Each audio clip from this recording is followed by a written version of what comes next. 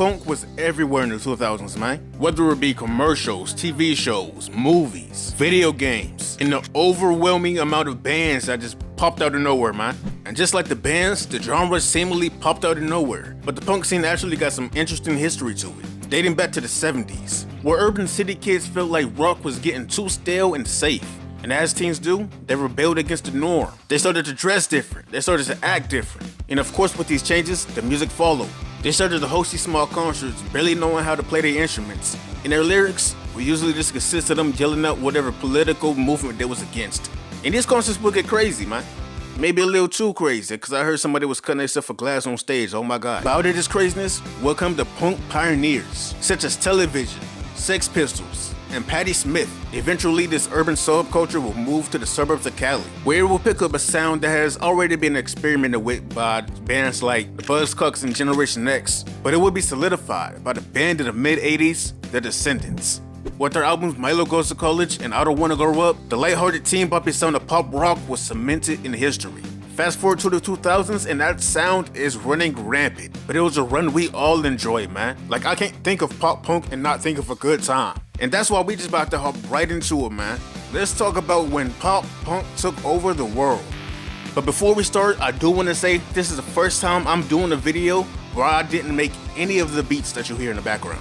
So all of the beats for this video comes from different producers. And I cannot start this video without shouting them out. So shout out Slay and Abyss using 2 of his beats, Skyway, Paranoia Beats, Cleddy, and 05 Allergen. This video would not carry the vibe it does without y'all beats, so shout out y'all, and let's get into it. As a doctor, my day can get busy in a real hurry, and with my hectic schedule, I don't have time to deal with acid, heartburn, and indigestion. So when my painful stomach acts up, I turn to the one product that's scientifically proven to work. Blink-182, now with 50% better song.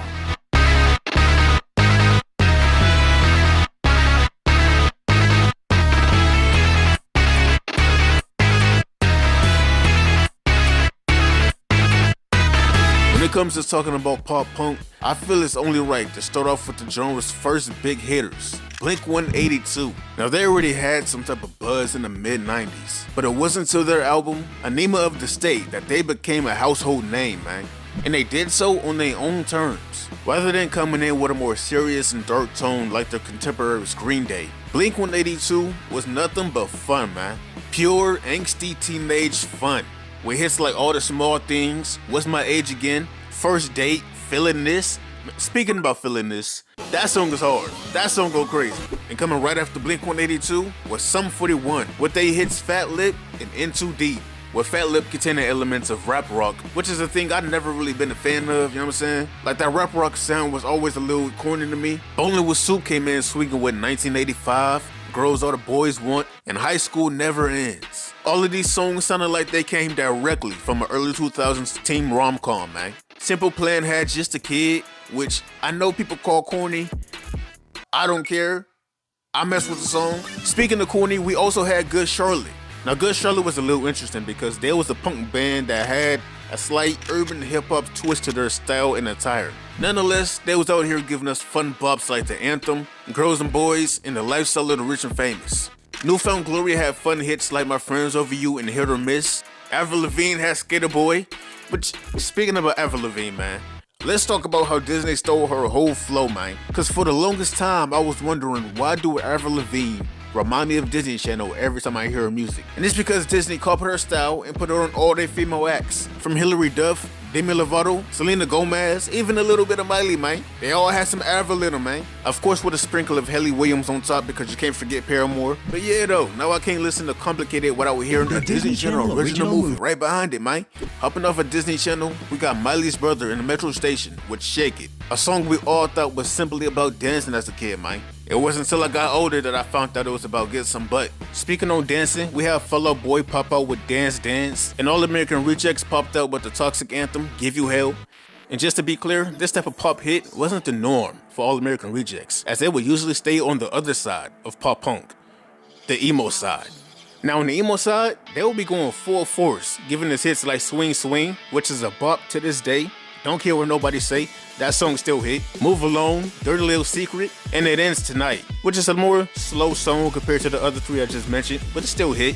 Now they wasn't the only ones swinging emo. Fall Out Boys had Sugar What Going Down, Boys Like Girls had Great Escape, Green Day had Boulevard of Broken Dreams, The Killers had Mr. Brightside, which is a song I don't think any 2000s kid can hear and resist the urge to not sing along to, man. Wait, hold up. Coming out of my cage and I've been doing just fine. Blink 182 of our bands dipped their toe in the emo scene a little bit. What I Miss You, a song that is infamous for a strong emo twang, man. Where are you? And I'm so sorry. Adam Lambert had What Do You Want From Me?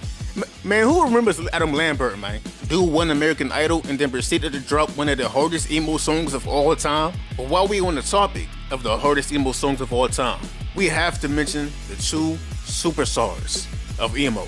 That being Paramore and My Chemical Romance. Wasn't nobody out here doing emo like them, man. Paramore had Hayley Williams, who, as I stated before, got her sound stolen by Disney.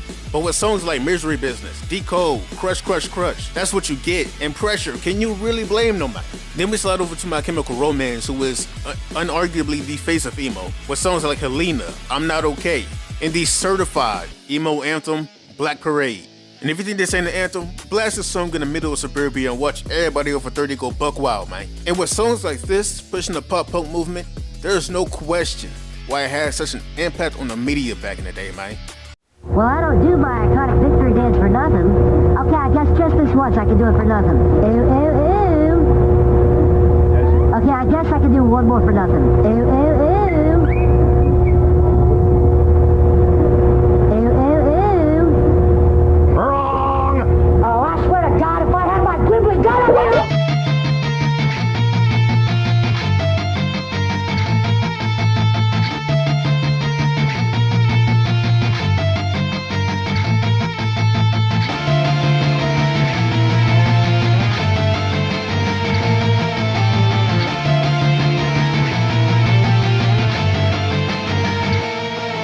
We cannot talk about pop punk's influence on media without talking about teenage movies of the 2000s, man. The teen movies of the 2000s is the first thing that comes to mind when I think of pop punk. Movies like American Pie, that free nasty movie that none of us had any business watching as kids, man. I mean, I seen it through my older siblings.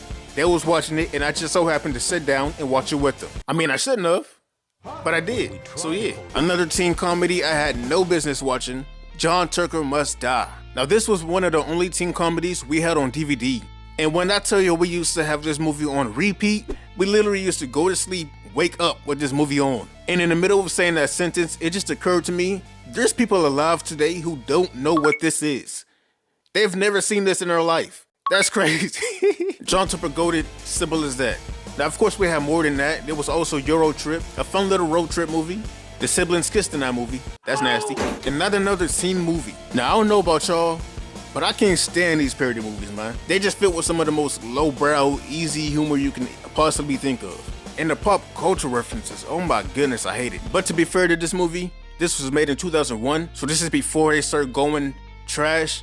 Now, I also wanted to mention Road Trip, which doesn't necessarily have a pop punk soundtrack, but the vibes of the movie perfectly fit the other pop punk teen coms. Now moving away from the raunchiness, we also have Freaky Friday, a movie that is literally pop punk to its core. I mean, Lindsay Lohan's character is a punk girl with a punk band.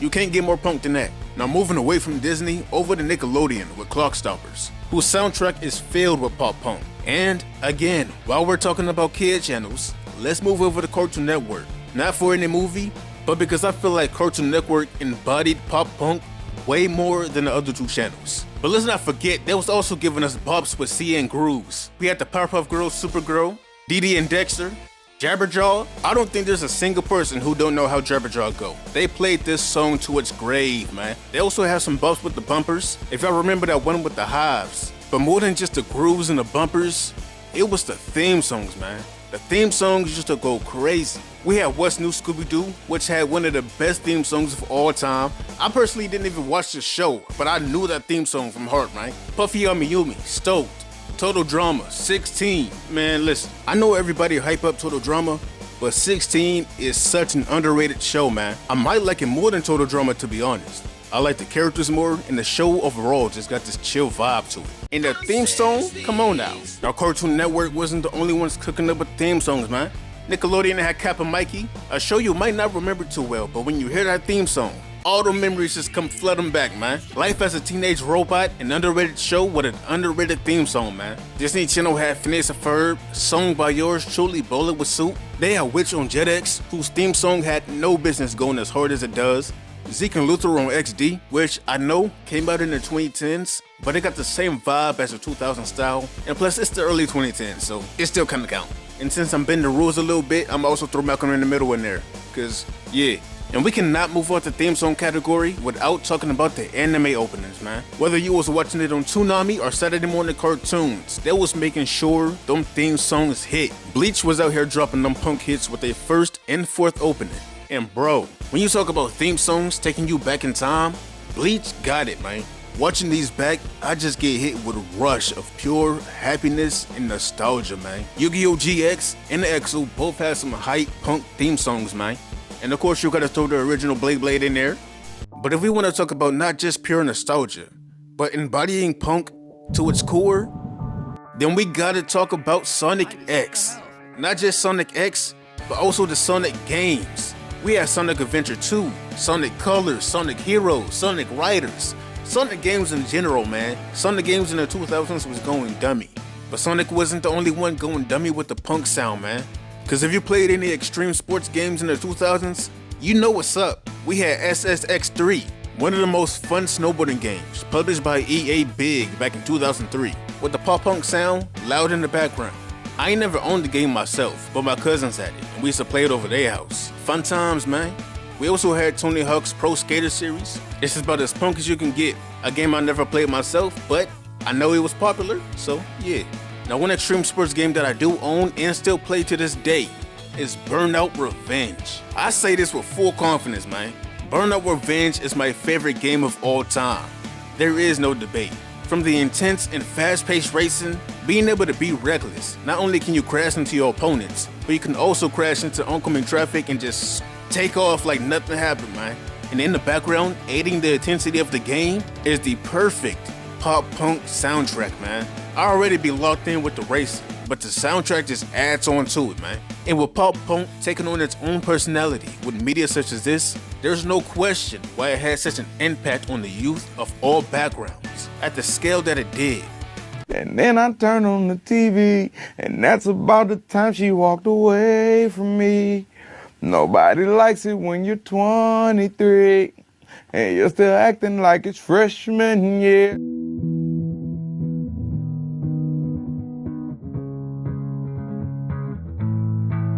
It's much better to face these sorts of things with the sense of voice and personality, down this Panic at the Disco.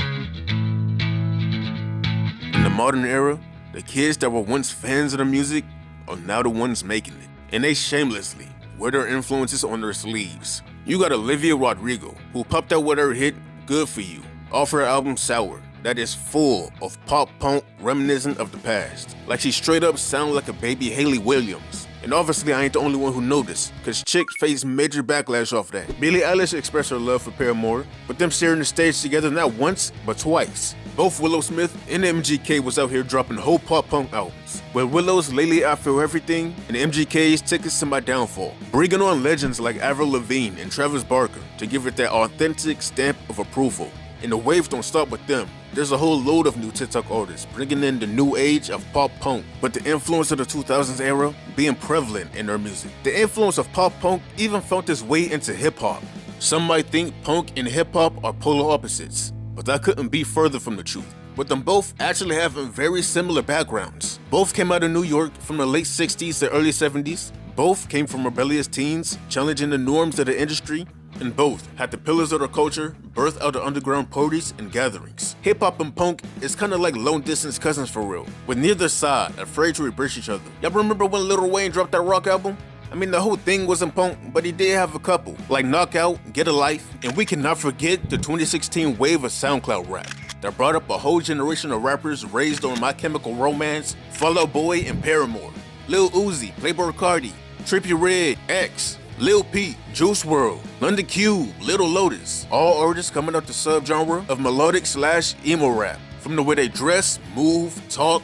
If I remember back then, all of them was talking about how they rock stars. It's all emo, it's all punk. Even now with rage music, it's just a deviation from emo rap that's a deviation from pop punk. And to me, that's simply amazing of how one subgenre that's not even barely 50 years old was able to bloom into this huge thing and leave a lasting impact to influence generations from now to the future. Now another subgenre that's remembered by many and needs its fair due respect is the Twins swag looking back. era. But you cannot deny that was some of the most fun times in hip-hop, man. If you want to hear me go further in detail with that, make sure to go watch this video.